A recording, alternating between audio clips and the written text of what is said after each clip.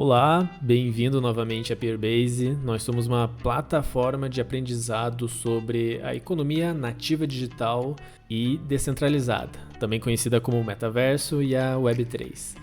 Este é o nosso podcast de número 13 e hoje nós conversamos com o Zelg, que é um dos primeiros colaboradores da Juicebox, uma das principais plataformas descentralizadas para a gestão financeira de DAOs e para crowdfunding.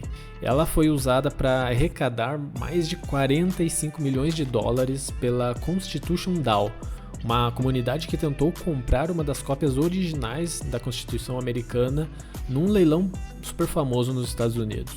Ele nos contou como que em menos de 2 anos mergulhou no universo Web3, aprendeu na prática sobre cripto, sobre projetos descentralizados e já iniciou a trabalhar de forma remunerada para a Juicebox.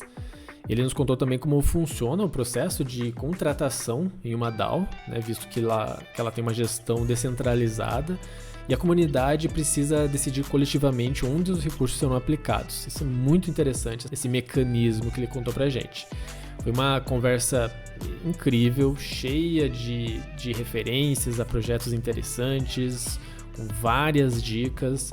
Então não deixe de checar na descrição do vídeo para conhecer os projetos que ele mencionou durante o episódio, beleza? Então é isso, espero que gostem e vamos ao episódio. Mas, agora oficialmente, valeu aí por aceitar o convite. A gente tem várias coisas para conversar, vários projetos que você está envolvido. Eu quero aproveitar bem esse nosso tempo. Então, bem-vindo aí, cara. Valeu, mano. Vamos que vamos.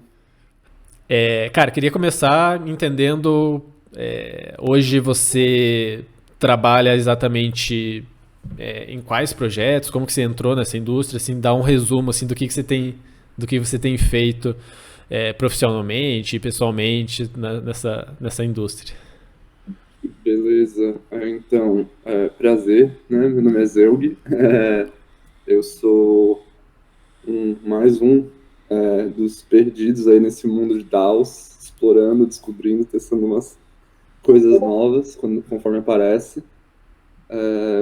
Eu entrei há bem pouco tempo, na verdade, ativamente, assim, no espaço de cripto. Eu estou trabalhando, né, full time nesse espaço de Web3 tem 1 ano e pouco que eu larguei a mineração de Fiat para Boa. full time em Ethereum. Eu iniciei, né, esse caminho pela Juicebox mesmo, que é onde uma das DAOs que eu continuo ativo até hoje, né? A Juicebox, para quem não sabe, é um protocolo de tesouraria em Ethereum, permite fazer gestão de tesouraria, crowdfunding, né, para iniciar projetos. Uhum. E é operada pela Juicebox DAO, que é onde eu sou um dos contribuidores.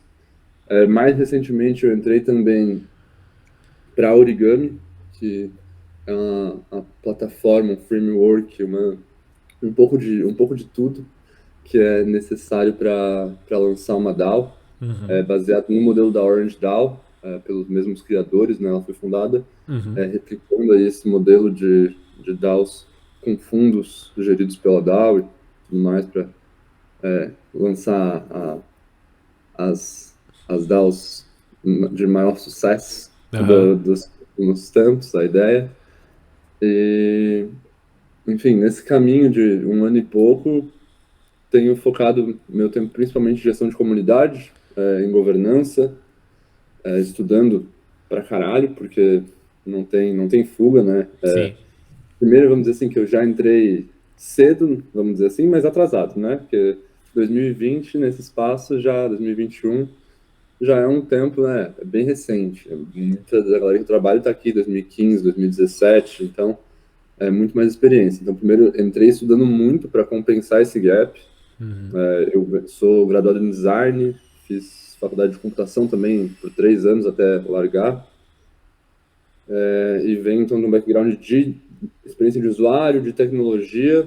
Entrei ali e tem muita coisa que eu não sei, que eu preciso correr atrás para pegar.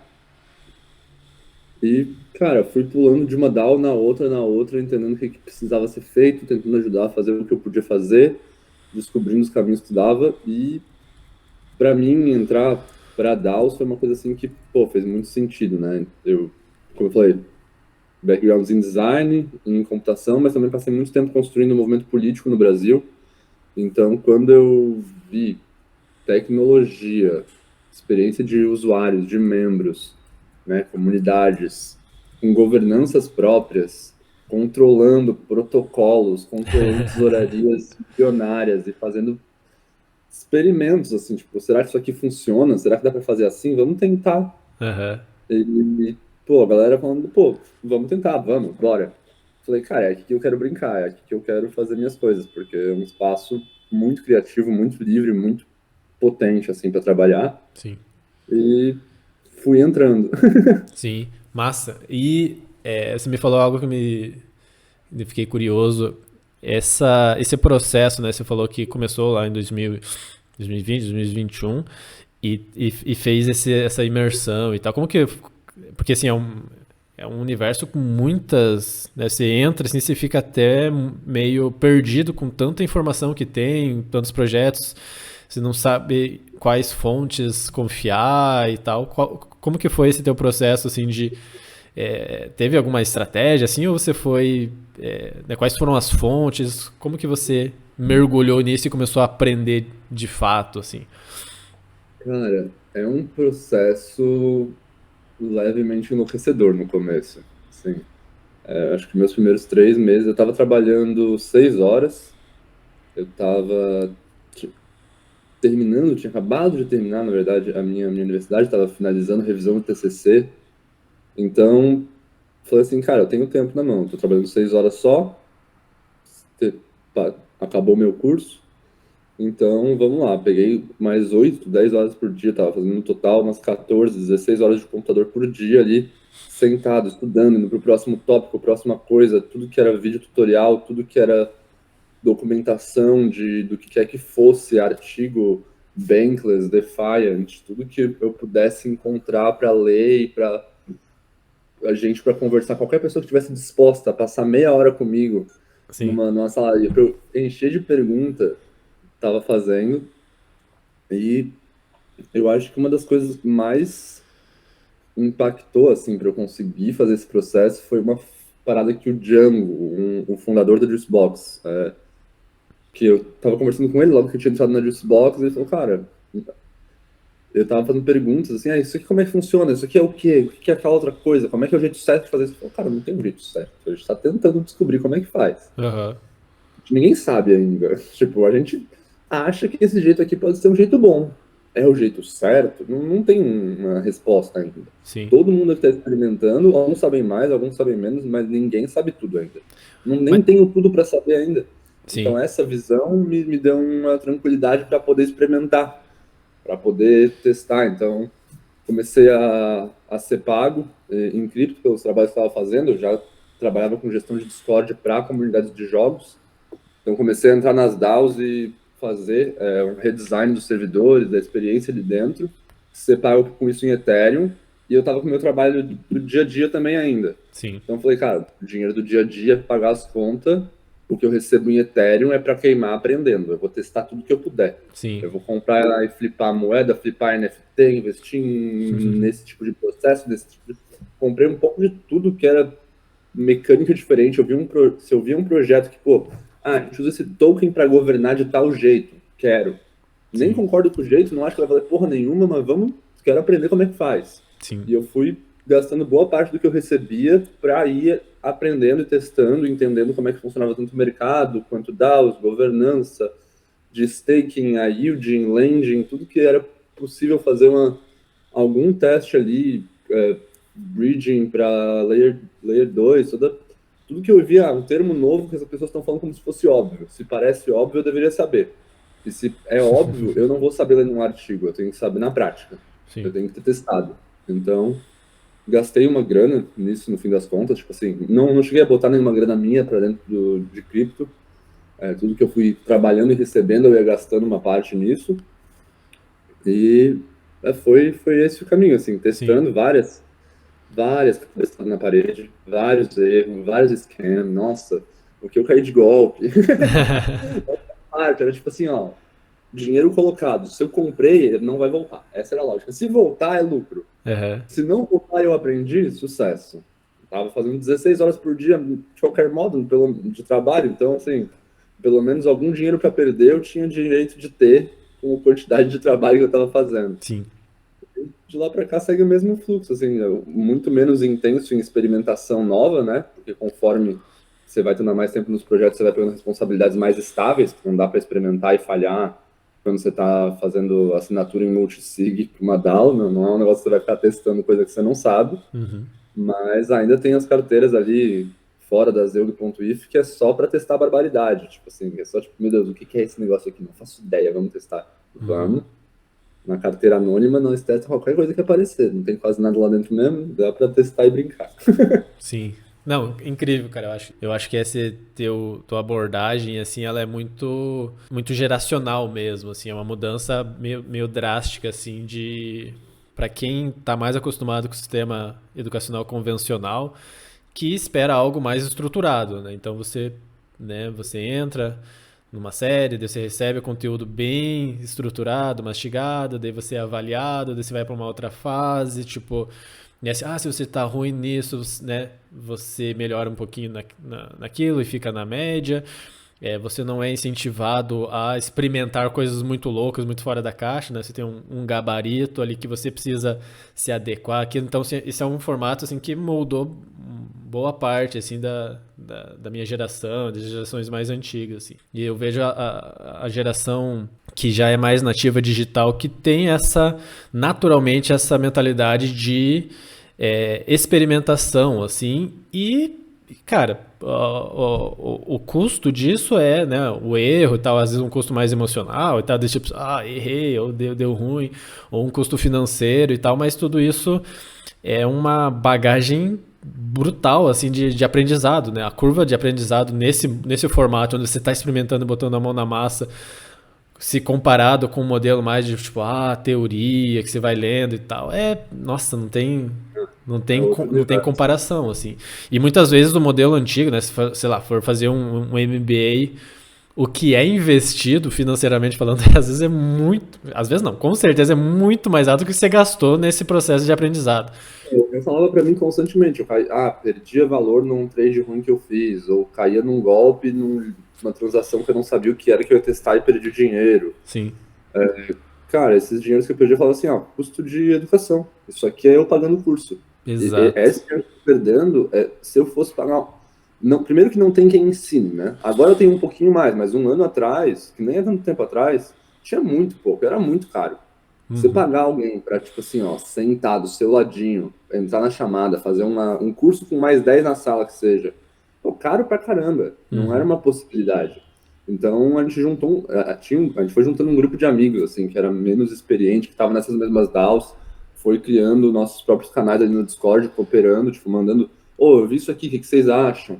Trocando informação. Cada um de nós perdeu uma grana, mas assim, depois que deu uns 6 meses que a gente tava junto, cara, a gente já tinha feito essa grana de volta e muito mais, a gente tava bem no meio do bull market, né? Então, pô, a gente chegou num ponto que a gente tinha um calendário de tudo que ia dropar novo de NFT na próxima semana, e a gente juntava, tipo, umas 2, 3 vezes por semana, analisava tudo que ia vir semana que vem, vamos nesse, via quem conseguia o whitelist, quem é que conseguia lugar pra mint, chegava na hora de comprar, tava todo mundo online, clicando igual uns malucos, fazendo transação em Gas Wars, os guys lá em cima, pagando fortuna em gás para comprar as paradas e flipar correndo, porque, cara, todo mundo aí tava vindo, tipo assim, duro, vindo em real life.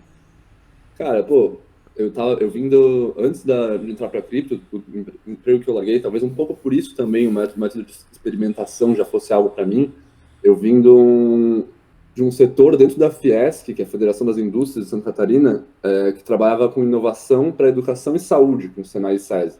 Então, a gente já estava criando aplicativos de inovação para setores da indústria que, pô, estão num outro passo, né? Tipo, a indústria, ela evolui, ela é muito estável, né? Ela evolui aos poucos. Então, trazer inovação para lá, cara, a gente estava, cara, como é que a gente faz isso aqui funcionar? Já era move fast, but don't break nothing. Né? Exato. Rápido, não sem quebrar nada. Já era um espaço que a gente estava nessa mentalidade. E, pô, na Fiesp eu tava ganhando, sei lá, como bolsa, quase 3 mil reais por mês. Não era um espaço onde dava de chegar em blockchain gastando igual um louco, entendeu? Tipo, pô, aluguel pra pagar, morando sozinho, pandemia, tipo, cara, tava assim, bem, o que eu gastar em cripto, o que eu ganhar em cripto, eu gasto em cripto. O que eu não ganhar em cripto, eu tenho as minhas contas para pagar. Sim. E era esse o fluxo, assim, que eu e mais vários amigos, assim, que entraram junto comigo, que eu entrei e fui chamando a galera, botando todo mundo que eu podia para dentro, né? esse processo. Era o cara do meme lá dos mictórios, lá tem o cara mijando lá, e chega, tem um monte de espaço, ele chega bem no mictório do lado, ô, você Web3, não sei o que, ele começa a falar assim. Nossa, eu totalmente era esse cara durante hoje em dia dá pra dizer que eu ainda sou um pouco, mas eu, particularmente, eu realmente olho pra isso, tipo, eu tento estar em lugares que as pessoas não são tanto de Web3, mas tem para networking, né, para trabalho, espaços onde as pessoas têm ideias incríveis, estão criando coisas incríveis, mas estão presas nessa estrutura que, velho, você vai criar um negócio incrível e tirar 10% do que você gerou em cima disso, né? Sim. Tirar 5%, tirar um salário fixo, em cima de um trabalho incrível que você fez, de uma ideia genial, enquanto tem um sistema ali, pô, esperando, falando assim, ó, você tem uma puta ideia, vem construir aqui que a gente acha espaço, a gente cria espaço. Sim. Então tem um certo. Eu sinto que eu tive a sorte de ter encontrado esse espaço de DAOs com gente tão massa que me deu boas-vindas de uma maneira tão educativa, de uma maneira tão aberta, para me mostrar os espaços, para me mostrar oportunidades ali dentro. E eu sinto meio que essa obrigação, assim, saca? Tipo, pô, olhar para fora e falar, cara, eu tive essa oportunidade e aqui tá o próximo passo, ainda dá tempo de entrar cedo. E tentar trazer a galera para dentro, sabe? Tipo, Sim. Acho que é meio responsa de quem vem tipo, do Brasil e tá em Web3, mano. Como assim você tá vendo a inflação acontecer, o salário cair, o caos na economia do país, e você vê uma vaga de programador em Web3, você vai falar, não, eu vou perguntar no Twitter se eu acho. Sim. Não vai perguntar no Twitter de Web3 porra nenhuma, mano. Vai falar com seus amigos, acha alguém que programa no seu bairro e bota na vaga, que esse cara vai mudar a vida dele, a vida de mais 3, 4, 5 pessoas ao redor, só com a diferença de mentalidade, de espaço, de oportunidade, de salário que ele vai ter ali dentro. Então, acho que é uma pegada que a gente tem que ter, de estar incluindo, né, esses nossos outros espaços nesse espaço Web3.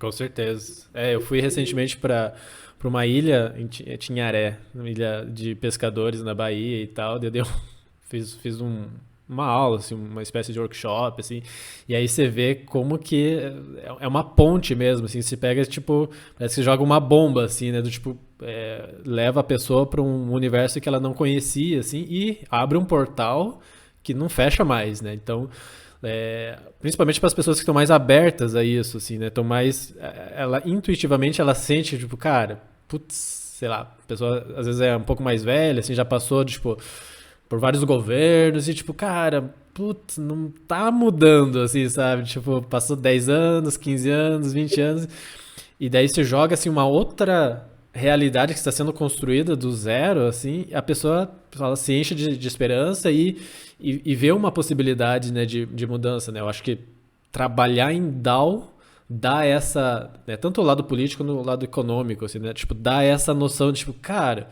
existe uma estrutura aqui de pessoas globais, né, espalhadas pelo mundo que estão entrando em consensos, construindo coisas fodas, né, desenvolvendo governanças, inovando em governanças e, tipo, funciona, né, tipo, o próprio Ethereum, né, a blockchain por trás, assim, é tipo, cara, bizarramente complexo e funciona, o Bitcoin e as DAOs em cima. Daí você vê, cara, por que a gente não traz isso pro mundo, né, antigo e começa a criar essas pontes? Então acho que isso é extremamente importante.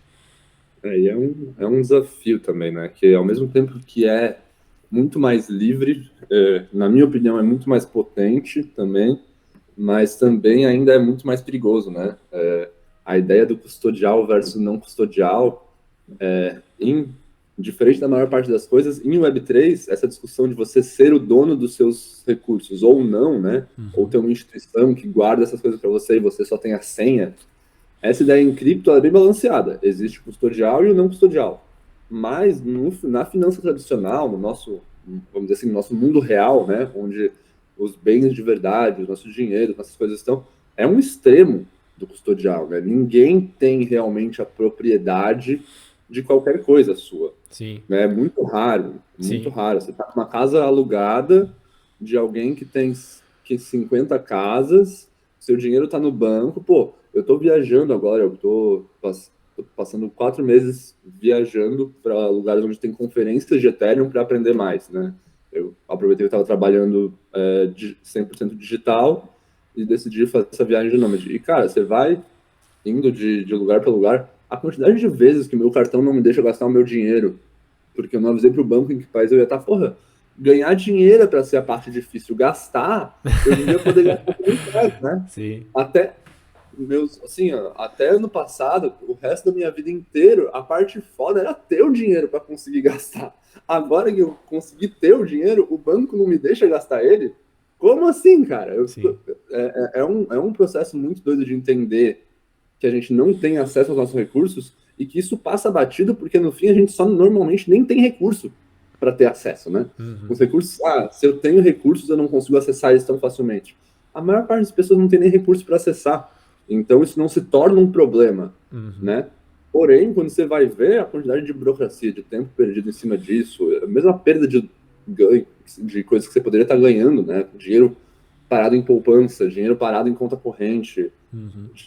Nem precisa entrar em cheque especial e crédito aqui para aumentar o problema, mas pô, a diferença é que você consegue colocar nisso só ainda uns 2, 3 anos, na minha opinião, por vir um jeito fácil, prático de estar pagando o mercadinho do Zé com uma moeda de cripto local do seu bairro, que é relacionada em base de preço ao real, ou qualquer coisa desse tipo. Uhum. Para ter esse tipo de sistema realmente funcionando, ainda vai alguns anos para a gente conseguir estar nesse ponto, mas a diferença de liberdade do teu uso, do teu recurso, e de como você pode, né, olhar para esse recurso, criar esse recurso de jeito que não é necessariamente um trabalho assalariado, às vezes, ser a pessoa que, né, cuida do seu bairro de algum modo, ou que vários jeitos de pensar em public goods locais que podem ser recompensados em moedas locais,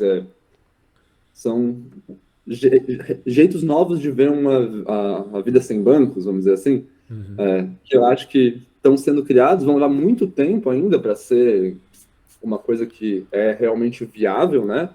Com a educação tecnológica, com o nível de ética, né? De comércio, de troca que a gente tem. Os bancos tocam um papel importante na vida de um monte de gente em conseguir fazer isso ser utilizável por muitas pessoas que não têm um nível de instrução mínimo para usar um celular num aplicativo do banco.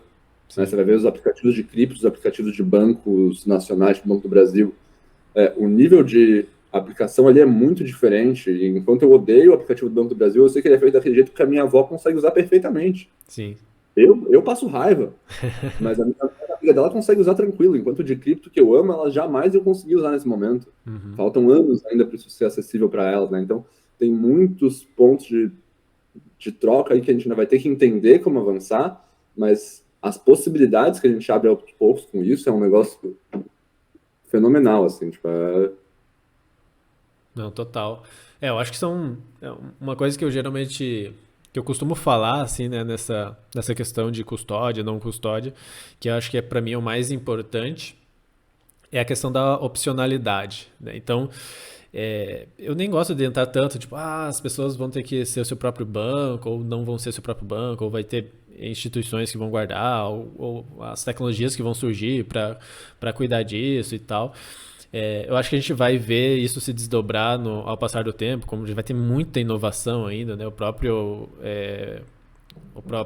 material lá que o Vitalik de SBTs, né, de Soulbound Tokens que ele publicou e tal, são algumas ideias, né, de recuperação social e tal, são coisas que vão surgir ainda, a gente está muito no começo, mas eu acho que o ponto mais interessante, o ponto mais importante é a gente estar no momento que, cara, agora você tem a opção de ser dono e migrar em serviços, né, você dá o poder a serviços que você confia para fazer a custódia desse seu dinheiro, dado, seu asset qualquer. Isso muda completamente o jogo, né, a simetria de poder, porque antes você não tinha, você podia mudar de banco, mas você nunca o dinheiro vinha com você, né? Na verdade, antes você até tinha o dinheiro físico e com essa digitalização do dinheiro, agora a simetria aumentou radicalmente, né? Você realmente perdeu muito do poder e da privacidade que você tinha antes, mas agora com a Web3 está recuperando, né? Mas não só o dinheiro, mas os extratos também, né? Acho que carregar o seu histórico financeiro para usar numa instituição financeira, independente de qual ela seja, é importante. Tipo, eu posso fazer um Pix para passar meu dinheiro do Banco do Brasil para o Santander, mas, pô, se eu não quero mais usar o Santander, por exemplo, e quero usar o Banco do Brasil e quero ver meus históricos, eu quero poder olhar aquilo que eu fiz em 2015 para poder... Eu preciso daquele dado, ele é meu, o gasto foi meu, o uso foi meu. Eu tenho direito a esse dado, mas se eu não for mais seu cliente, eu perco meu dado. Eu sou refém do dado, tá? Segurando ele, assim, ó, é um blackmail ferrado, né? Você quer seu dado? Então você vai pagar minha taxa mensal. É Exato, bizarro. se vira refém, né? Sociais, né? Instagram e Twitter, por exemplo. Ambos têm seguidores para os dois lados. Por que você me segue no Instagram e não vai para o meu Twitter automaticamente, se você quiser, e se eu quiser? Pô, por que se eu fechar minha conta do Instagram, onde é que eu vou ter essas fotos? Nunca. Jamais. Se o Google me bloqueia, eu, sei lá, fiz qualquer coisa acontece, a Google decide que ela quer bloquear minha conta. Minhas fotos, anos de fotos em Google Fotos, foi embora, tá no servidor deles, é meu. Não é, as chaves não são minhas, as fotos não são minhas, as posts não são meu, o conteúdo não é meu. É complexo, é um grande poder no espaço digital que a gente não tem no mundo físico, mas ele é abstrato, né? Sim. A gente não consegue ver ele claramente. Se a gente tivesse pela quantidade de utilidades que um provedor de serviços como a Google dá para a gente no dia a dia, pensar que isso tudo é gerido por um CEO, por um board de executivos, e que essa galera tem poder de veto e faz e desfaz como quiser, um monte de coisa. Mano, se isso fosse a mesma quantidade de utilidades visto como um serviço público, jamais seria aceito. Mas está na abstração da instituição privada, da companhia. É uma loucura, é digital, é fictício e passa batido. Mas não deixa de ser complexo. Não deixa de limitar muita gente, né?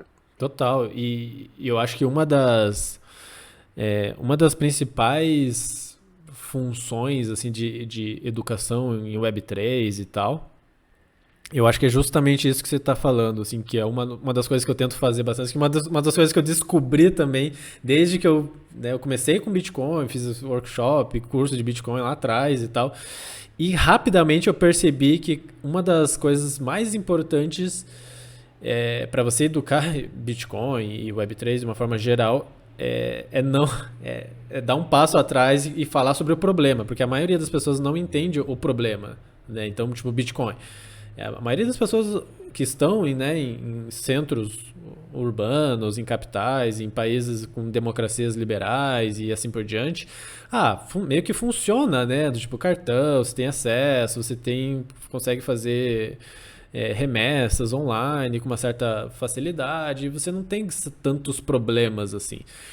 Mas quando você mostra para as pessoas que, tipo, cara, mais de, ou quase 2 bilhões de pessoas não têm acesso ao sistema financeiro, por exemplo. Daí você, caraca, como que funciona, né? E às vezes, mesmo para quem tem, é muito limitado. E aí, né, pessoas da América Latina, da África, de países em desenvolvimento, que tem familiares que vão para os Estados Unidos, Europa, lugares mais desenvolvidos, trabalham e vão fazer remessas, né, para sua família na sua cidade natal. Cara, ver, né, taxas bem altas sendo cobradas dessa remessa, assim, né, 15%, 20%, sem falar no tempo, assim. Então, e aí é tudo aquilo que você falou da Web 2, né, do tipo... A Web 2, eu acho que são duas coisas que são importantes a gente entender, primeiro que essas tecnologias elas são extremamente poderosas e fizeram uma inclusão digital do planeta, né? Uma inclusão do planeta na internet, assim, né? Instagram, Facebook, a Meta em geral, né? O WhatsApp e tal. Isso tem um poder na economia, uma influência positiva na economia muito grande, né? Não só na economia, como política e tal. Mas é importante também enxergar a vulnerabilidade, a fragilidade desse sistema quanto ao poder que elas têm de te bloquear, de te manter preso lá, né? Não te dar os ativos que você construiu, né? Que é a sua rede, o seu conteúdo, o seu dinheiro e assim por diante. Então, mostrar esse problema é um dos grandes papéis assim, de quem fala, quem escreve sobre o Web3, assim, porque muita gente não enxerga. É uma questão que eu sempre acho complexa de abordar, a perspectiva de como essa transição Web 2 Web 3 se dá por possível. Primeiro, o ponto mais irresolvível, de certa maneira, vamos dizer assim, é o tamanho dessas estruturas e a quantidade de dados que são essenciais para a gente, que eles já têm, né? É muito difícil você migrar para fora do Google. Se você usa um Google Suite completo para sua empresa há 5 anos, você não vai sair. Não. Você não vai. Não existe a possibilidade sem um investimento gigantesco, sem uma alternativa muito boa. E a alternativa muito boa dificilmente vai se manter de pé até ser competitiva sem a migração. Então é um mercado que, como a migração é muito difícil e grandes clientes são muito importantes, o fato de que já existe meio que torna muito difícil essa competição iniciar. Só que, ao mesmo tempo, a Web3 para a Web2 ela traz uma...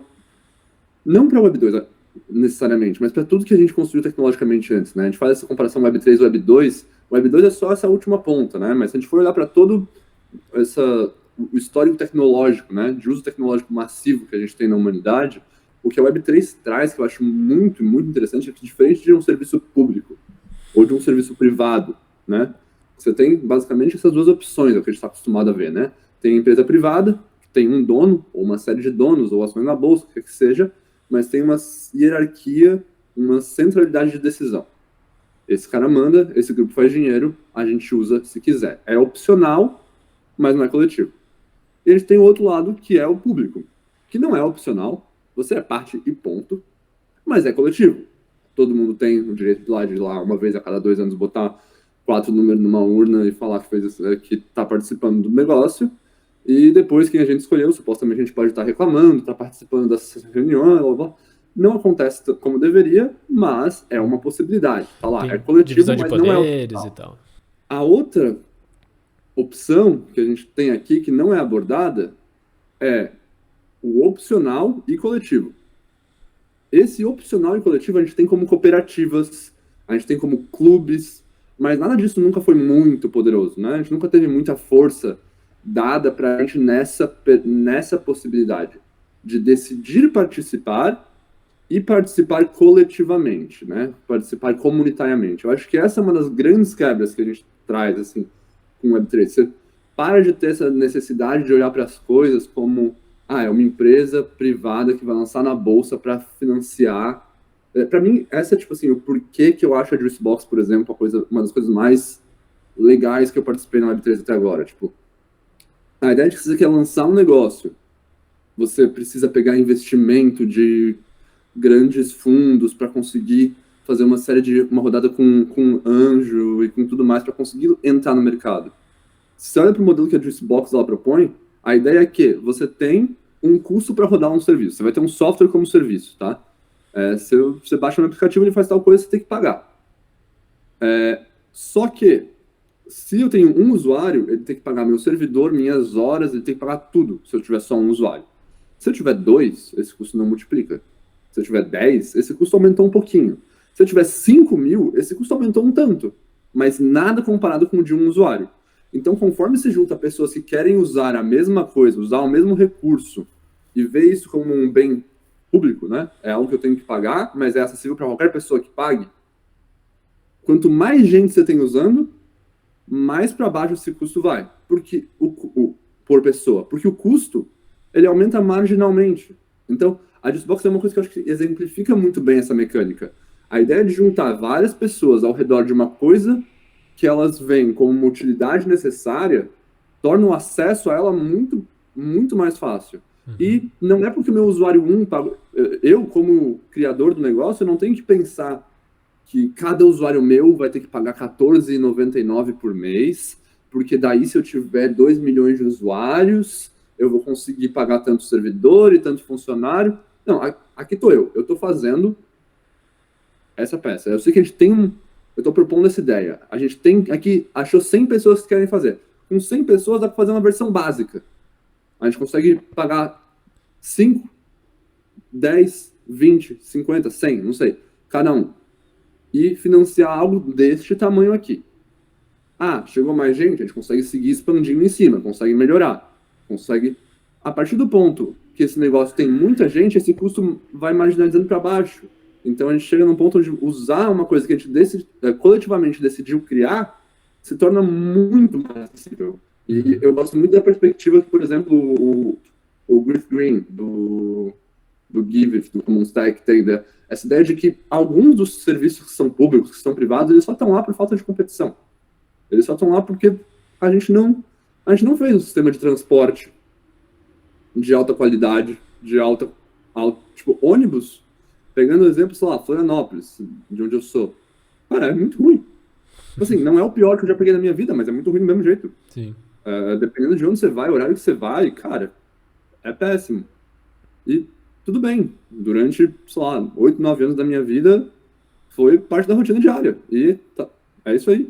Mas se tivesse uma outra opção que fosse melhor, seja por preço, seja por qualidade, seja por disponibilidade, as pessoas iriam transicionar. Ninguém tem um apego a usar esse serviço do governo. Ninguém se importa se é o governo que está fazendo ou não, se é uma concessão, ninguém liga. Sim. As pessoas querem um bom serviço com um preço baixo. Se você conseguir fazer isso de um modo que é justo, você tem uma competição para fazer. É complexo, é um campo difícil de entrar, porém a gente está entrando em tanto campo difícil em Web3 que eu não vejo mais uma dificuldade tão grande em olhar para serviços públicos de saúde e falar assim, cara, vamos fazer. Claro, o Brasil é um monstro, né? É difícil pensar no Brasil, o tamanho do negócio, a complexidade da máquina, mas, cara, se eu ia para o Uruguai e falar, vamos fazer transporte, vamos fazer saúde, vamos fazer educação, como é que a gente faz? Começa pequeno, faz MVP. Pensar em coisas que são serviços públicos a partir de uma perspectiva de startup, em vez de uma perspectiva de ONG, tipo... Porque é isso, só quem compete com o serviço público é ONG, no fim das contas, hoje em dia, né? Quem provém o mesmo tipo de serviço. Se você olha com uma perspectiva de startup para o modelo de ONG, uma perspectiva de startup de Web3 especificamente, né? Uma visão cooperativa, comunitária, porém ainda assim lucrativa, cara, tem muito espaço para você trabalhar em cima com serviços muito mais acessíveis, muito melhores. Eu acho que são próximos passos muito interessantes para ir, especialmente através de DAOs. Mas... Com certeza. Eu acho que um ponto que você trouxe, que é essa divisão de custos, ela é revolucionária, né? É um ponto que muda bastante como as organizações funcionam hoje. Essa questão de você ter opções também, de você abrir o mercado, ou você ter um ambiente que seja possível ter múltiplos experimentos. É impossível, né, uma entidade central ir lá e pensar, igual você falou, Brasil ainda, né? Vamos pensar num sistema que vai de educação único, um sistema único de saúde que vai ter que funcionar em cada lugar da mesma forma, vai ser financiado da mesma forma, vai prover os mesmos serviços nesse... Cara, é impossível, pode ser, coloca lá o Elon Musk planejando isso, é impossível, é muito complexo, né? Você precisa descentralizar isso para você ter múltiplas tentativas, que é o que acontece em Web3, né? Você vê, cara, quantos modelos, né? A gente vai entrar isso um pouquinho mais para frente, quantos modelos de governança existem, quantas pessoas testando coisas diferentes e dando merda e daí faz outra, e isso vai emergir as melhores soluções, né? Mas do outro ponto que você falou também, né, tem esse lado do custo, e tem um lado que a Web3 provê também, que é o compartilhamento do upside, né? Então, né, a gente criou esse coletivo lá, pessoas acreditam, foram lá e diluiu o custo, e diluiu o risco entre todo mundo, e foi lá e construiu. E aquilo lá deu boa, todo mundo está alinhado economicamente para receber de uma forma muito mais fácil, muito mais transparente o resultado desse empreendimento, ou desse projeto, seja lá o que for. E aí é um ciclo virtuoso, né? Porque daí as pessoas recebe, né, aquele share, o share dela valoriza e ela vai se engajar mais, vai crescer mais e aquilo ali segue um ciclo virtuoso, assim, sensacional. E às vezes não precisa nem ser um investimento financeiro, né? É uma coisa que eu vejo assim muito sucesso em DAOs é que muitas vezes a gente está falando de incluir o cliente no processo, né? A gente está falando de olhar para o Brave Browser. Se você não usa Brave Browser, dê uma olhada em Brave Browser se você está ouvindo isso. O Brave é um browser que tem propaganda. Ele bloqueia todas as propagandas que você veria por outros lugares, né? Ele tem um adblocker próprio. Mas ele te dá a opção de escolher ver as próprias propagandas dele. Só que em vez de ele ficar com 100% da grana, 70% é seu. Você é o usuário, você está vendo a propaganda. A parte importante do marketing é a sua atenção. É uma parte importante. Então você recebe por ela. Essa ideia, o Brave é um ótimo exemplo para mim disso.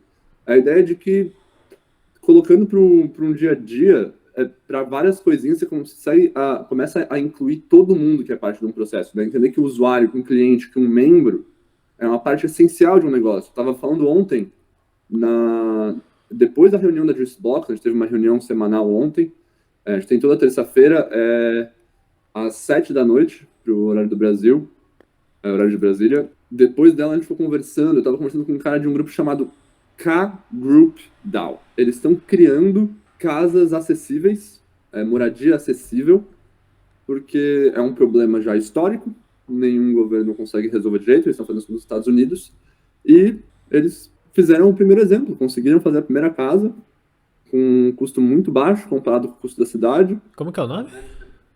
K-Group DAO, K-Group DAO. kgroupdao.finance, pra gente conhecer. Cara, é um tipo de projeto que está iniciando a acontecer, né? Moradia, pô, isso é um recurso muito valioso, isso é uma coisa muito importante de ser resolvida. A maior parte das pessoas tem uma gigante, majoritária parte do seu orçamento dedicado a ter um teto, que deveria ser algo muito fucking básico, mas não é. Então, pegar o que a gente tem de tecnologia, de aprendizado, de governança, de DAO, de como trabalhar estruturas, de como trabalhar financiamentos num novo sistema financeiro e conseguir alavancar isso para criar moradia acessível, para conseguir alavancar isso para criar por conta própria, não como um serviço público, não é cobrando do governo o dinheiro que ele colocaria nisso e me dá aqui que eu vou fazer agora, não é uma terceirização, pode ser também, né?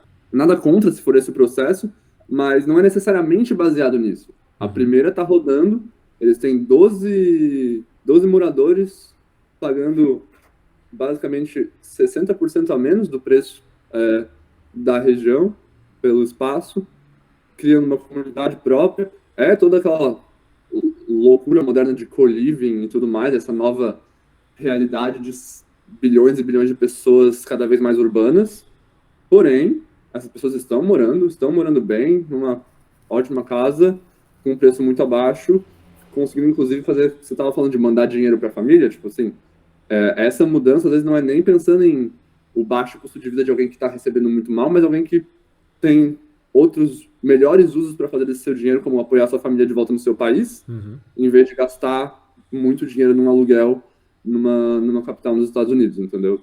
Então, mudanças assim que são primeiros projetos, que são coisas que estão nascentes ainda, mas que, cara, vão progredindo e não são também uma empresa privada. Usa uma estrutura lá de LLC, né, nos Estados Unidos, como se fosse um CNPJ do Brasil, porém, esse CNPJ é comandado por todo mundo que vota dentro da DAO, e aí você abre possibilidades como, por exemplo, cada vez que você paga o aluguel em dia, você receber token de volta. Então, você como morador passa a ter governança dentro da empresa do sistema de casas que você aluga uma. Fazer tarefas na casa, tipo, a gente pode decidir que essa pessoa...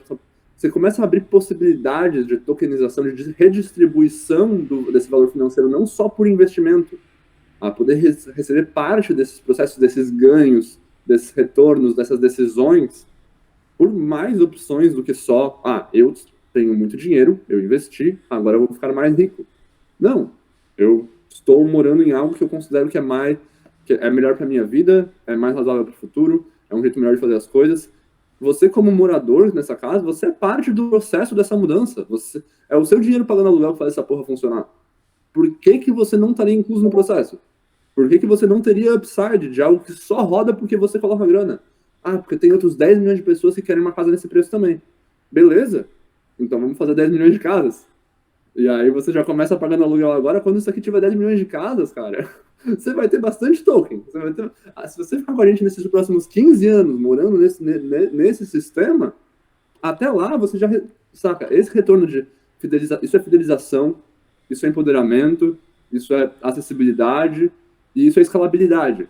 Tudo isso num processo só, que é só falar assim, ei, empresas privadas, serviços públicos, vocês fazem parte de um sistema financeiro nojentinho, mas a gente tá fazendo o nosso e a gente consegue. A gente não precisa desse apoio, na real. A gente se vira. Sim. Pode deixar. Sim. Só na metade. Eu acho que essa é a melhor estratégia mesmo de transformação é o exit mesmo. É você, tipo, beleza, você continua sendo, né, fazendo o que você tem que fazer no sistema antigo, você paga os seus impostos, você lá vota e tal, você né, sei lá, no teu candidato e faz.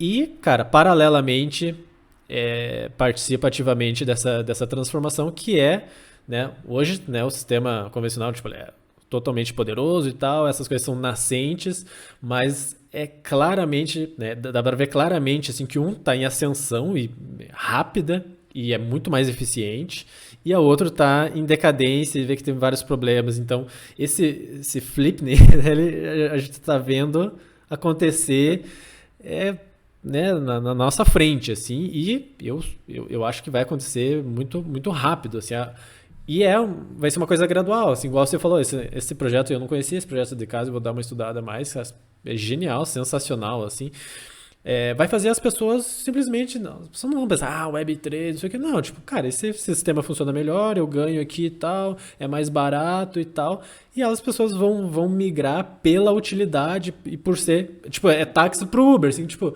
cara, táxi e tal, pô, não funciona, cara, Uber mais barato, blá blá blá, blá. Cara, vou pra isso, e assim por diante. Se você não tem uma carteira, se você não manja como faz uma transação, você não está acostumado com Web3, nada te impede de só pagar o aluguel e morar. Tipo assim, é isso, tá tudo certo. Sim. O serviço, você entender como o cripto funciona não deveria ser uma barreira para você utilizar o produto final, né? Se você quer se engajar, fazer parte da governança e tudo mais, entrar para fazer transações, aí é importante ter um processo de educação aí. Mas essa educação ela pode ser gradual, conforme você se engaja com produtos, conforme você passa a ter tokens, né? As pessoas fazem Pix, as pessoas usam WhatsApp, as pessoas aprendem a dirigir. Tem uma coisa que é muito importante que você falou nessa coisa de transição, de exit, que é o continuar nesse estado antigo, né? Eu acho que tem uma coisa que, claro, agora entrando numa opinião minha, né? Tudo isso aqui é opinião minha, mas não é algo que eu vejo tão frontalmente. Eu vejo que tem opiniões divergentes nisso, não acho que elas sejam de nenhum modo um problema para construir junto esses espaços, mas eu vejo que tem uma ideia muito grande de ignorar esse sistema financeiro antigo, né? De fazer esse exit, tipo assim, cara, not my problem. Eu estou no sistema financeiro paralelo evoluído da outra realidade, eu não sou mais parte disso aqui. Cara, eu acho isso uma das viagens mais complexas, mais tóxicas para o próprio crescimento do espaço, né? Tipo, cara, a gente não tem 1 bilhão de pessoas em cripto hoje. A gente não bateu 10% do mundo em cripto. A gente vai simplesmente olhar para todo o resto e falar assim, cara, na real, dane-se, eu não me importo. Não, cara, existem 2 sistemas financeiros convivendo. E, inclusive, o sistema de cripto ele ainda é muito refém do sistema tradicional, né? Total. Se for ver o tamanho dos stakes que tem de gente com dinheiro velho nesse espaço, cara, é uma grande maioria, Sim. né? São grandes empresas que estão aqui dentro. Então, a gente ainda não está, de nenhum modo, nas bordas de poder falar, não, agora eu vivo por este sistema só. Porque no fim das contas, você está andando na rua, você está comprando comida fiscalizada por órgão pago pelo governo. Tipo assim, ainda não é uma opção. Sim. Eu acredito que talvez um dia seja. E até lá a gente convive com os dois.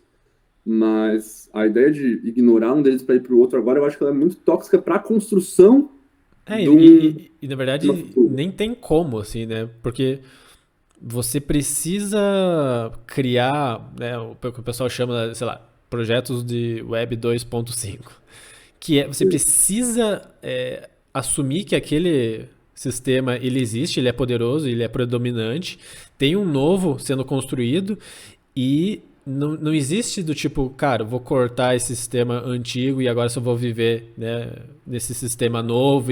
Não existe. Você precisa, naturalmente, seja do sistema financeiro, você precisa criar pontes do tipo, que vão pegar uma exchange, né, que é um exemplo muito prático. Cara, você precisa de uma exchange onde você vai trocar teu dinheiro antigo pelo novo e vai voltar e tal, vai ter essa ponte. Sistema educacional. Cara, é uma utopia achar que o sistema, principalmente o sistema educacional primário, vai ter alguma mudança significativa aqui no Brasil nos próximos anos. Não vai ter. Então você precisa de jogar sementinhas para atrair pessoas e criar sistemas de educação na internet, descentralizado e tal. As pessoas, ela vai continuar aprendendo, vai continuar tendo essa vivência do sistema, mas é preciso entender que precisa dessa ponte para o sistema novo. Então isso é um negócio gradual, assim, você entende o sistema antigo, se conecta nos pontos que você acha que é mais falho e começa a criar essas alternativas para atrair as pessoas e elas começarem lentamente a fazer essa transição e muitas vezes mudar internamente o sistema interno, né? Assim, quando você fala atrair as pessoas, eu acho que também tem uma confusão que rola muito, que eu vejo do olhar externo para cripto, que é atrair as pessoas como se você fosse sempre iniciar um negócio e tentar atrair as pessoas para serem seus usuários. Boa parte dos momentos onde você vai tentar atrair as pessoas para cripto, você está tentando atrair as pessoas que vão criar um negócio, né? Total, Você não está total. tentando trazer cliente para sua máquina. Você está falando assim, ó, nós queremos mudar a educação. Beleza, quem é que está criando educação de um jeito diferente e poderia fazer isso de maneira muito melhor se tivesse o apoio financeiro e a flexibilidade de operação que cripto permite? Quais são as mini escolas, as filosofias, os projetos que estão fazendo um trabalho sensacional? Onde que pode entrar essa ajuda? Onde a gente pode mudar o mundo com quem já está mudando? Eu não vou fazer uma escola, eu não sei fazer uma escola. Eu adoraria fazer uma escola, parece muito legal, parece incrível, mas eu não sei, não posso. Mas alguém sabe, alguém é muito bom nisso. Sim. Então, é essa pessoa, não é o aluno, não é o pai da criança de 2 anos. Pô, criança de 2 anos, ano que vem tem 5. Se a minha escola vai de 2 a 5, daqui a 3 anos eu perdi o aluno, vou estar atrás de outro pai. Não. Não é atrás desse cliente que quem está pensando esses próximos passos tem que ir. É atrás do criador, né? Por isso que é uma economia de criadores, é uma economia criativa até o final, né? É baseado em criação de valor, não criação de valor financeiro, né? Criação de valor em si, né? Total. Claro, o resto vem caminhando junto quanto mais valor se acumula, mas pô, tem muito espaço para mais criadores aqui. Não, total. Isso é uma das coisas que você falou que eu tendo a escrever bastante sobre, que é essa, pelo menos, eu já vi Twitter, LinkedIn, assim, bastante gente numa narrativa de, cara, você não precisa falar, as pessoas não precisam entender sobre descentralização, as pessoas não precisam entender sobre alguns conceitos de blockchain, elas precisam saber usar as aplicações, assim. E eu acho que entra muito nisso que você falou, que eu concordo 100%, que é, cara, você é uma empresa e está educando teus clientes, beleza, concordo, você não vai ficar falando, você quer teu cliente, vai usar e tal. Agora você é um educador, você é uma empresa de uma escola, uma universidade, e você quer criar cidadãos, você quer criar, você quer ajudar creators. Cara, você precisa mostrar o que está por trás das cortinas, você precisa educar a pessoa ou criar ambientes onde a pessoa, igual no seu caso, foi lá e explorou, encontrou os mentores certos para te ajudar, para responder as tuas dúvidas, para que essa pessoa seja um agente de transformação e não só alguém passivo. Né? Então a gente saiu, isso muito também do nosso sistema educacional, a gente está numa sociedade onde tem muitas pessoas consumidoras, muitas pessoas passivas que aceitam e tal, e não tem muito essa mentalidade de, cara, eu tenho a capacidade de transformação.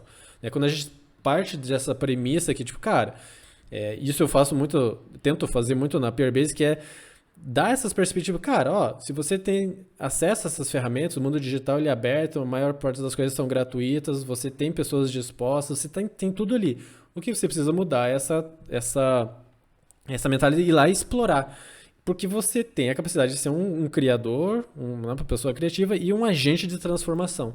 Então, eu acho que é bem importante esse ponto que você levantou, porque muda muito a abordagem, né, de como a gente enxerga para as pessoas, assim, né? Eu sou muito otimista, eu acho que as pessoas, eu vejo muitos projetos na periferia e tal, que tipo, de crianças e tal, muitas vezes que muita gente tem um olhar do tipo, não, essas pessoas aqui, não, a gente precisa pegar na mão e dar tudo muito fácil. Cara, essas pessoas são extremamente criativas e transformadoras dos seus agentes locais, né? Você passa um tempo numa favela, você vê quanta inovação tem, quanta colaboração tem. Então, se essas pessoas tiverem acesso a mais tecnologia ainda e combinarem, né, a experiência que elas têm com essas tecnologias de escala, puta, a gente vai ver muito mais coisas, assim. Eu acho que é um ponto extremamente importante. Tem um projeto em Florianópolis que se chama Prototipando a Quebrada. Que é uma das pessoas que toca ele, é uma amiga minha chamada Johanna, e ela tem uma frase. Eu não vou lembrar a frase certinho, mas eu não lembro agora, na verdade, se foi ela ou se foi o Jeff, que são os dois que tocam o projeto, que falou que, cara, pensa nessa galera que está resolvendo o problema no dia a dia, constantemente. Tipo, a gente está falando na parte de criação, na parte de design, sobre trabalhar com projetos focados em problema, olhar para o problema, entender o problema, a dor do cliente, cara, e tentar achar uma solução. Mano, você pega uma galera que faz isso todo dia, constantemente, e dá os recursos de quem não tem esse hábito e tá tentando aprender a fazer isso. Uhum. E vamos ver o que acontece, tá ligado? Tipo, eu não lembro como é que... Eles articulam isso muito melhor que eu. Inclusive, você tá ouvindo isso, dá uma olhada em Prototipando a Quebrada, se você gosta de educação, tecnologia, projetos sociais de mudança. Vou pôr o link. Mas eu acho essa ideia muito forte, saca? Cara, pra mim, cara, nunca vim de uma realidade pobre. Eu sempre tive uma família que, né, conseguiu me dar apoio, nunca fui o amigo rico do grupo, não cresci nessa realidade. Depois de mais velho, né, pós-governos Lula, meus pais tiveram uma mudança, cresceram durante esse processo e uma realidade financeira confortável, mas comparado com muita gente que está no mesmo espaço que eu vejo que sempre teve tudo muito, muito fácil, muito dado, muito simples, é muito curioso ver a diferença de resolução de problemas. Tem um problema, tenho que resolver. Crio algo ou pago algo? E, cara, eu não vim de uma realidade periférica. E, para mim, o crio algo sempre foi o obviamente pensado. Quando a gente começa a mover isso para mais espaços, eu acho que tem uma diferença de quão longe isso alcança. Acho que... Não, bem, com certeza. Não sei também até que ponto isso faz sentido. Não é uma realidade que eu conheço, mas conforme vejo projetos assim acontecendo e vejo o resultado, eu fico, cara, como é que é o nome? Falcões, que é o... Eu girando Falcões.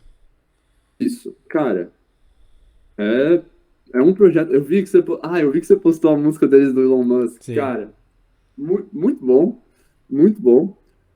Mas, cara, é um projeto que eu acompanho, eu admiro, é um projeto incrível também, sim, saca? Esse tipo de projeto, conforme a gente consegue abrir... é revolucionário. Nossa.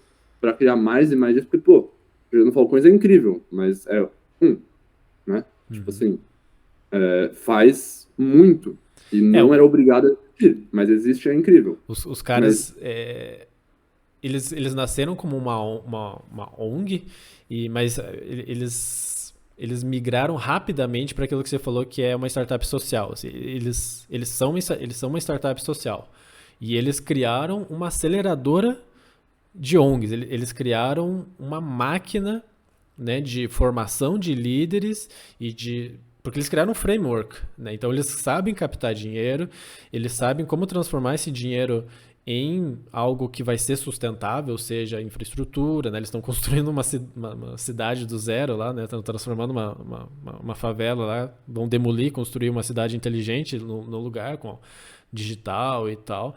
Então eles criaram esse modelo e eles estão escalando. Então eles têm muito essa mentalidade de startup. Cara, vamos criar um framework, vamos criar um processo, um sistema, vamos levantar dinheiro e vamos criar outras máquinas para replicar isso no Brasil inteiro. Assim. Então, muita gente ainda acha que a Gerando Falcões é uma ONG que tipo, vai lá e que tem a sua importância, essa ONG que vai lá, atua localmente na execução e educa e faz projetos culturais e tal. Isso é importante, mas isso não resolve o problema né, de forma sustentável no longo prazo. Você sempre vai precisar ali estar fazendo isso.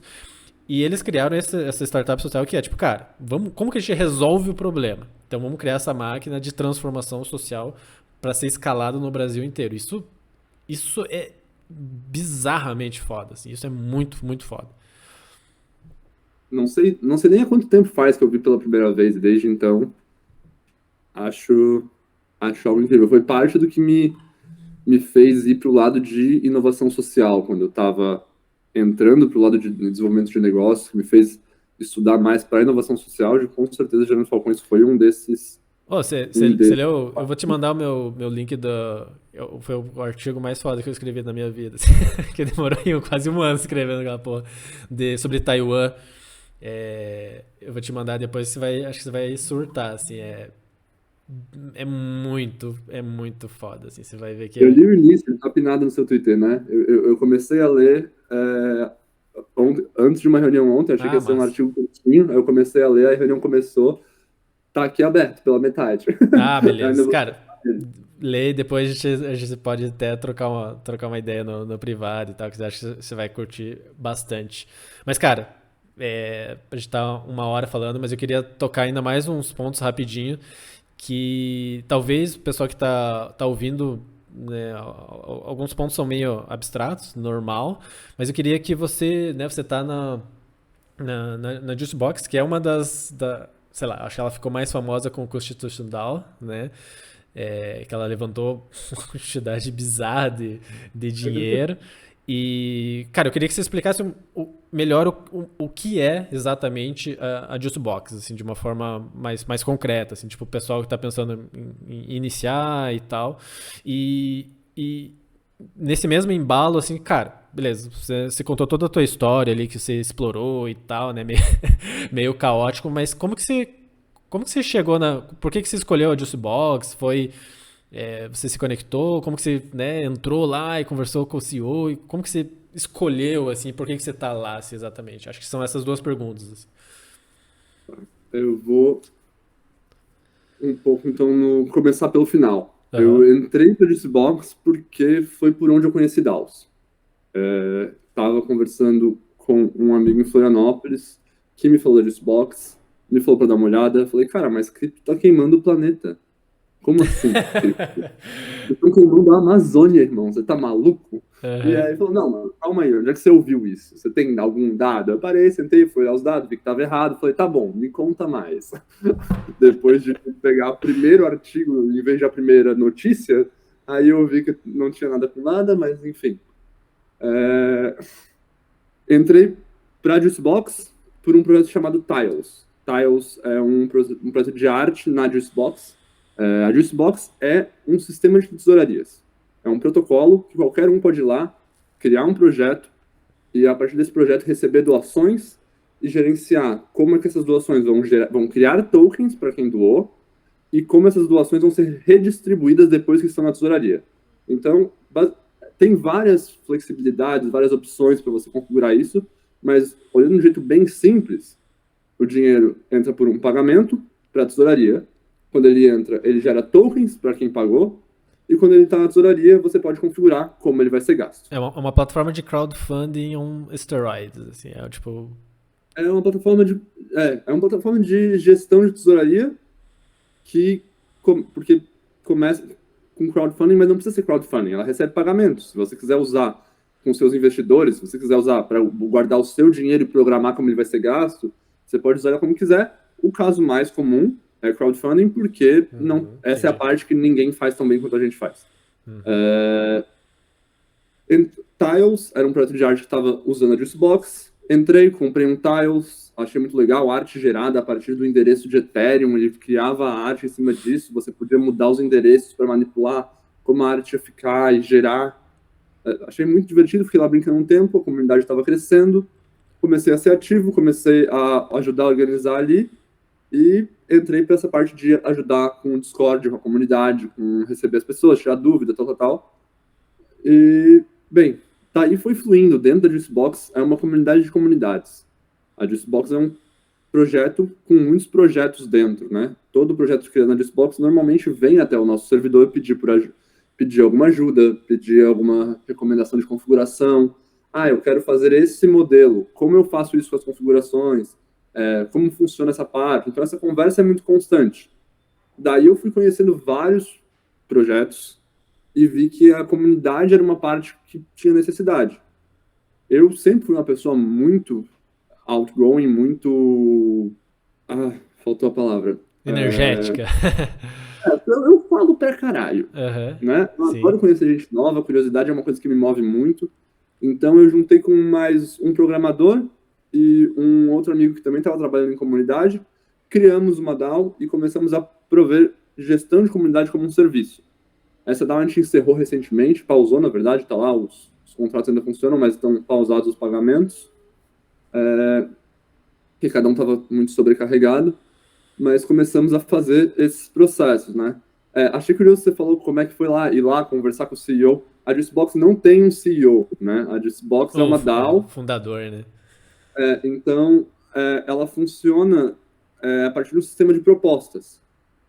Assim que eu comecei a contribuir, eu abri uma proposta e falei, olha, eu estou fazendo tais coisas, eu quero continuar fazendo elas dessa maneira, eu acho que eu deveria receber tanto, tá aqui a proposta, quem tem token vota, foi aprovado, entrei, e assim, renovando essa proposta de tempos em tempos, estou lá há basicamente um ano e um mês, mais ou menos, que eu estou na Xbox, proposta em proposta, a gente vai renovando, tem novas metas, novos desafios, ver, tem que fazer isso aqui agora. Então, proponho que eu quero fazer isso aqui, esse é o custo para eu fazer isso, e assim a gente vai fluindo ali por dentro.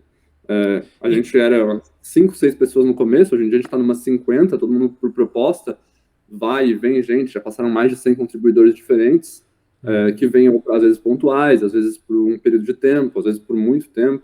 O fundador, que é o Django, eu acho que é o único que está continuamente, que está desde o início ali construindo.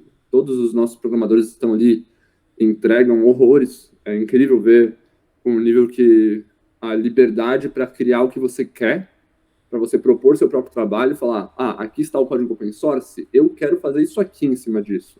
Eu também, vamos fazer. O nível que essa liberdade cria na produtividade, na qualidade do produto, é incrível de ver, e uma cultura de comunidade criada ao redor a gente gosta muito do produto, a gente gosta muito da ideia, a gente quer fazer ele melhor e melhor sempre. Então, todo mundo tá ali, veste a camisa da empresa, porque entre esse símbolo, né, de vestir a camisa da empresa, porque no fim das contas todo mundo tá ali porque propôs, todo mundo tá ali falou, eu quero fazer isso, e propôs o que ia fazer, e propôs quando queria ser pago, e foi aprovado ou não. Sim. Então, é um processo mais livre, assim. Sim, e vocês usam o Snapshot? Eu vi que tem agora, tá começando a ganhar uma atração boa, o Joke... JokeDAO. O JokeDAO, né, que eles lançaram uma plataforma de também de votação, de consenso e tal. A gente usa o Snapshot, a gente tem um bot chamado Nance, feito por um cara chamado Jiggly Jams, que é um dos devs da comunidade. que automatiza como nossas propostas fluem. A gente tem um sistema de algumas fases de governança, as propostas são feitas, passam para discussão, passam para checagem de temperatura, onde elas têm que ganhar pelo menos 10 apoios, tem que ter 10 pessoas apoiando aquela proposta, e se ela tem esses 10 apoios, aí ela passa para a votação no snapshot, que daí é votado por token, né? Você tem, cada token é um voto, votação simples. A gente está fazendo agora uma mudança para um sistema de staking via NFT, onde você pega os tokens, trava eles por tanto tempo, e o tempo que você trava vai ser equivalente com o poder de voto que você ganha. Então, se você tem 1 milhão de tokens, mas você quer vender amanhã, talvez o seu voto não seja tão bem pensado quanto o cara que tem 100 mil, mas travou por 2 anos. Ele tá aqui sério, ele falou que é impossível ele vender os tokens dele por 2 anos. Então, ele precisa ver que esse projeto cresça. Né? Ele tá acreditando nisso. Então, esse voto ganha mais peso do que um voto que pode desaparecer amanhã, que o cara pode só vir aqui, votar o que ele quiser e depois vender tudo. Então, tendo essa mudança. O Jokedown a gente está utilizando também agora, mas não tanto diretamente na governança. O Jokedown é bem novo, a gente está ainda descobrindo as possibilidades nele. Está tendo agora um concurso, inclusive, se você está ouvindo isso, você é um criador de projetos, está ouvindo isso há tempo, tem um concurso na Jokedown para dar um Ethereum para um projeto da Juicebox. Então, se você tiver um projeto na Juicebox e se inscrever lá, esse concurso da Jokedown é baseado em votos. Você vai... Não é um concurso da 100,000 Million, que é um projeto de cidades inteligentes, que vai fazer a primeira na América do Sul. 1,000? 100,000 Million. Eu vi, eu devo ter visto isso no teu tweet. Teve tanta referência, mas com certeza acho que foi no seu tweet. Você consegue pegar tokens no servidor deles para votar e votar no seu projeto favorito. Esse tipo de iniciativa eu acho muito legal, né? Ver a comunidade da Juicebox sendo uma comunidade que se retroalimenta, sabe? Tipo, você tem um projeto que está dando um Ethereum para algum projeto que seja o que ganhe mais votos ali. Então, você tem esses... E eles fizeram uma proposta daí na nossa governança para que a gente coloque mais um Ethereum. Então, eles vieram de fora, do nada, falaram, ei, a gente vai dar um Ethereum para um projeto na sua plataforma. Eu acho que você também deveria dar um Ethereum para quem ganhar. E propuseram. E vai passar, tá passando, basicamente. Não sei se vai passar, mas tá quase aprovado na governança. Então, essa flexibilidade de alguém que nem é da equipe, que veio de fora, que tá fazendo uma parceria porque ele quis, ele inventou, né? E ele vem e propõe, e a gente vai botar um Ethereum junto, provavelmente, e dar 2 Ethereum, ou que dá, no momento, uns 18, 20 mil reais, não sei quanto é que tá dando exatamente, tava pegando um Ethereum a 2 mil, para facilitar minhas contas, dá uns 20 pau, para você iniciar um projeto que está iniciando, poder começar a acelerar isso. No momento tem gente lá competindo, tem software, tem videogame sendo feito, tem álbum de música, e todos eles estão lá. Talvez algum deles vai ganhar esses 2 Ethereum e poder dar uma iniciada no processo. Essas movimentações são legais de assistir também, acontecendo nessa comunidade, assim. Mas você me fez mais perguntas, eu já desviei do assunto pra caramba, igual eu faço. Faltou não, mas você respondeu exatamente o que eu tinha perguntado, que era entender um pouquinho mais da Juicebox e tal, e, enfim, tem que ir lá e mexer e fuçar e criar um projeto para testar e tal. Acho que é a única forma. E, cara, para finalizar, sei lá. O melhor jeito para Juicebox é você ir em info.juicebox.money. A gente tem um site de documentação que não é de documentação, é de informação como um todo, né? Sim. Onde tem toda a documentação do protocolo, tem todo o nosso blog, tem um pouco de tudo lá, sério. É uma área muito boa de se acessar. Tem os tutoriais e também o nosso Discord, discord.gg/juicebox. Cara, a gente sempre tá lá dando apoio para todo mundo que tá querendo criar projeto. Então, todos muito bem-vindos a aparecer lá e falar, cara, eu quero criar isso aqui, como é que faz? E vamos fazer. Sim. Esse conceito eu acho que é um dos conceitos menos intuitivo, que cara, a Juicebox, ela é uma série é uma comunidade, mas que funciona, assim como várias outras DAOs, sobre alguns contratos que estão na blockchain, que são permissionless. Você olha lá, pô, tive uma ideia para ampliar, para complementar, para criar um produto em cima, ou algum conteúdo e tal, você vai lá, faz a sua proposta, a comunidade aceita, você é remunerado e você está participando. Assim, é tipo, existe um processo seletivo, se ir lá começar a trabalhar, cumprir os. Tipo, não é tão intuitivo assim, né? E essa é uma mudança de shift que você precisa tá realmente ali participando, experimentando para entender profundamente, assim, né? E a pessoa que ela tá ouvindo aqui agora o podcast, ela surtou e tipo, cara, animal, quero fazer parte de alguma DAO, quero aprender mais sobre Web3.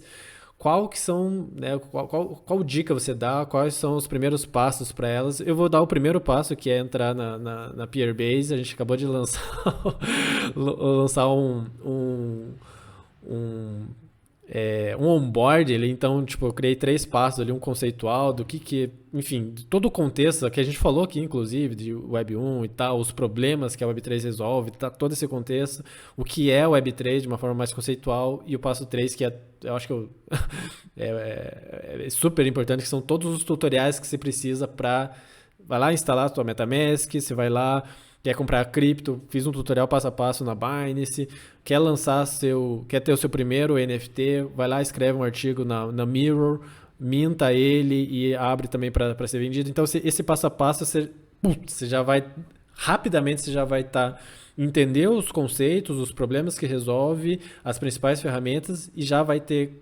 criado sei lá, feito esse onboard e botado a mão na massa. Assim. Mas depois disso, qual dica que você dá assim, para a pessoa explorar e começar já, talvez ganhar, trabalhar e aprender mais em Web3, seja na Jokebox ou qualquer outras DAOs?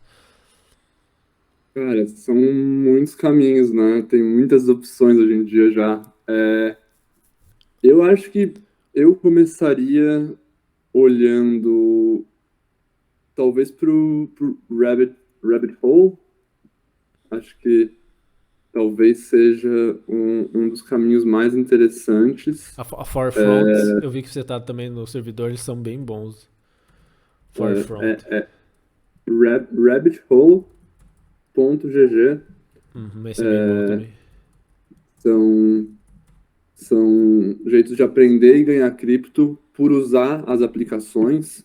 Então, talvez, assim, tenha coisas que sejam um pouco mais complexas, talvez você não ganhe nada, mas ele vai ter um bom geral ali para você ver coisas a serem feitas que são interessantes.